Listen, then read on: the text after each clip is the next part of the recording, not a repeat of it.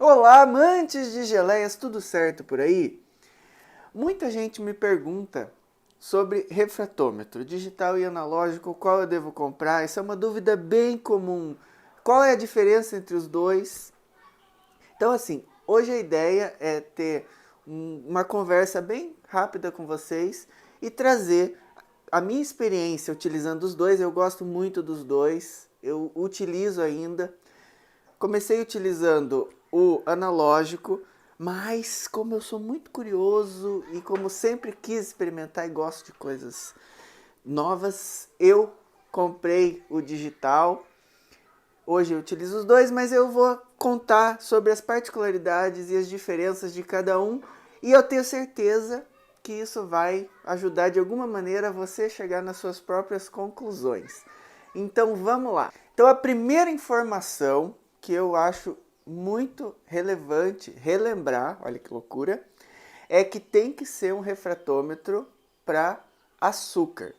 Porque eu não sei se você sabe, mas existe refratômetro para vinho, para cerveja, para sódio, para glucose, para açúcar invertido, várias aplicações que têm configuração diferente. Então, é importante ressaltar que tem que ser um refratômetro para açúcar.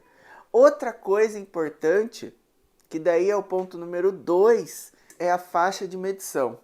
E aqui você tem que tomar muito cuidado, porque existem refratômetros que têm a faixa de medição de 0,30, 58,90, e essas faixas elas complicam bastante quando você vai fazer geleia. 0 a 30 até tem como usar, mas se você ainda não comprou, é melhor você comprar da faixa correta. E qual é ela?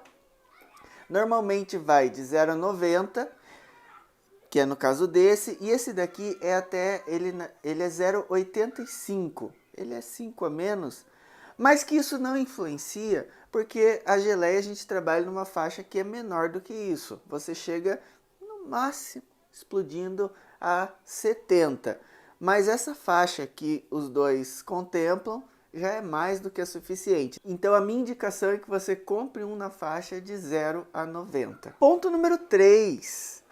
Agora sim, as diferenças começam a ficar mais relevantes. O ponto número 3 é a temperatura da amostra. Gente, apesar dos dois terem compensação automática de temperatura, a compensação nesse daqui é muito maior. Então a temperatura da amostra tem uma faixa muito maior. Nesse daqui, no analógico, a temperatura ideal da amostra tem que estar entre 15 e 25 graus. Nesse daqui, ele opera abaixo de 80 graus. Então, entre 0 e 80 graus, ele faz a medição. Apesar de que eu prefiro trabalhar na faixa dos 50 graus, dar uma resfriada, trabalhar na faixa de 50 graus, porque é mais próximo, diminui o uso da compensação do aparelho e facilita a medição.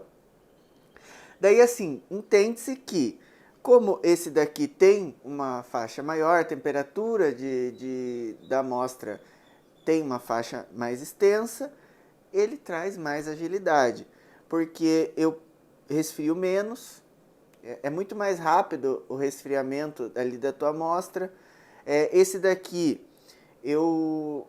às vezes você tem que resfriar mais para atingir entre 15 e 25 graus, você leva num dia mais frio, mais quente, você tem que levar para uma geladeira, para um freezer, você lá sopra, só que daí você descarta a tua amostra, né? Mas o legal é que, apesar dessa diferença, você entendendo o teu equipamento, você sabendo que esse daqui funciona entre 15 e 25 graus e respeitando isso, ele vai te satisfazer. Eu nunca sofri por isso, eu sempre resfriei quando eu usava esse. Então ele vai satisfazer a tua necessidade. Mas uma informação muito importante, que isso é legal levar em consideração. Quando você está trabalhando além dessa faixa, porque esse daqui é de 15 a 25 e esse daqui é de 0 a 80, mas se você está trabalhando na temperatura além dessa faixa, esse daqui te mostra uma mensagem de erro. Então, por exemplo, tá numa temperatura mais alta, esse daqui não mete, mostra uma mensagem de erro. Esse daqui não mostra uma mensagem de erro, ele simplesmente vai medir e vai te dar o resultado errado. Então, esse daqui você vai ter que fazer essa conferência de temperatura antes, que também não é problema nenhum. Você vai ter o teu termômetro, faz essa conferência e mede sabendo a temperatura. Esse daqui, se estiver na temperatura errada, ele vai dar mensagem de erro. Então, essa é uma informação que digamos que dá um pontinho a mais para esse daqui, que é o digital. Agora o ponto número 4, gente, facilidade de calibração. Esse daqui, o digital, de fato, ele é mais rápido e mais fácil de calibrar.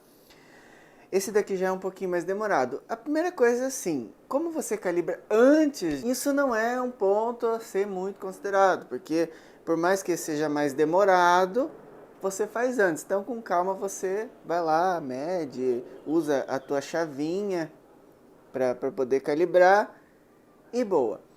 Mas, se você quer mais agilidade, daí sim. E agora o ponto número 2, que daí vai mais para facilidade mesmo. Esse daqui, a calibração, você pinga água destilada, tampa, aperta no botão 0, ou botão calibrar, e beleza, calibrou, é muito rápido, ele tem a luz própria, é simples, rápido, fácil e bonito. Esse daqui, gente, já é um pouco mais complicado. Eu até tenho um vídeo sobre isso. Não é difícil, assim, extremamente difícil, mas ele é um pouco mais demorado e um pouco mais complicado. Então você tem que tirar aqui a tampinha, você tem que colocar a chavinha, você tem que olhar. É melhor, é preferível que seja de dia. Quanto mais sol, melhor. Quanto mais luz, melhor. Mas você olha e daí você coloca água destilada aqui no prisma. E daí você vai lá e gira, e gira, e gira. E às vezes você tem dificuldade para enxergar, principalmente eu que uso óculos. Esse é um ponto importante. Quem usa óculos é um pouco mais difícil também de enxergar. Então eu coloco aqui e vou, e gira, e gira, e gira. E às vezes eu tinha dúvida se estava no 0 ou não. Às vezes era mais difícil, quando estava mais escuro. Então isso é uma dificuldade a mais que você tem. Mas não é nenhum problema, nada que você não possa lidar, mas eu acho importante ressaltar esse ponto que é a diferença entre a facilidade de calibração de cada um. Ponto número 5. O ponto número 5 é o momento que a gente entra mais na precisão da medida. É onde moram as maiores dúvidas, é a medida da geleia em si agora. E a primeira coisa que eu queria falar é a seguinte: os dois eles têm a exatidão de menos do que um Brix. Só que assim, ninguém mede 62.3, 62.4. A gente não precisa dessa exatidão. Por mais que eles ofereçam, a gente não precisa. Então, de 1 em 1 Brix já é mais do que o suficiente. Então, os dois contemplam isso. Só que aí que mora algumas diferenças bem importantes que eu observei nessa minha trajetória e que eu queria passar aqui para vocês. Então deixa eu contar umas histórias bem rápidas. A primeira delas é a seguinte, em relação ao analógico, gente. O analógico, quando você vai fazer a medida, você tem que olhar, você coloca a amostra aqui no prisma, você tem que olhar, só que você encontra alguns problemas. Primeiro, ele precisa de luz. Eu até comentei que ele funciona melhor durante o dia. Em último caso, durante a noite, você até pode pôr uma luz, colocar um celular aqui, alguma coisa, uma lanterninha. Ele até funciona, mas ele funciona melhor durante o dia, tem mais clareza. Outra coisa que é aí que pega o negócio. Quando você coloca uma amostra, o maior problema dele é que às vezes aparece uma nuvem, assim, um degradê, algo meio esfumaçado. E isso acontece por alguns motivos. Primeiro, quando a geleia ela é muito clara, quando ela não tem ali a quantidade suficiente, quando está mal espalhada, você não consegue enxergar direito.